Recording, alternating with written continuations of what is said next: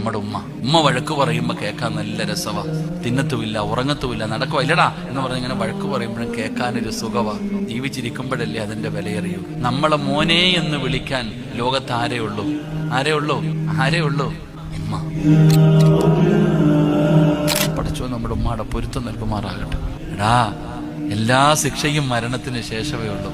കള്ളുകുടിക്കുന്നവന് ശിക്ഷ മരണത്തിന് ശേഷം, വ്യഭിചരിച്ചവന് ശിക്ഷ മരണത്തിന് ശേഷം. എടാ, ഏത് തെറ്റ് ചെയ്താലും അതിന്റെ ശിക്ഷ മരണത്തിന് ശേഷമാണ്. പക്ഷെ 3 പാപം ചെയ്യുന്നവന് ഇവിടെ വെച്ച് തന്നെ കിട്ടും. അള്ളാഹു കാക്കുമാറാകട്ടെ. എവിടെ വെച്ച് തന്നെ കിട്ടും? 3 തെറ്റ് ചെയ്ത ശിക്ഷ എവിടുന്ന് കിട്ടും? മരണത്തിന് ശേഷമൊന്നുമല്ല, ഇവിടുന്ന് തന്നെ കിട്ടും.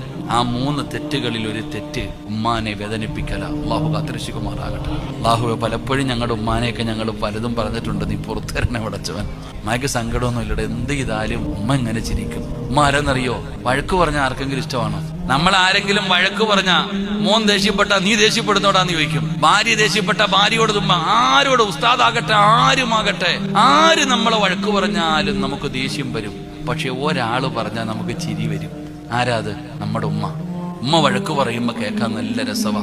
തിന്നത്തുമില്ല, ഉറങ്ങത്തുമില്ല, നടക്കുവാ ഇല്ലടാ എന്ന് പറഞ്ഞ് ഇങ്ങനെ വഴക്ക് പറയുമ്പോഴും കേൾക്കാനൊരു സുഖവാ. ജീവിച്ചിരിക്കുമ്പോഴല്ലേ അതിന്റെ വിലയറിയൂ. നമ്മളെ മോനെ എന്ന് വിളിക്കാൻ ലോകത്ത് ആരേ ഉള്ളൂ?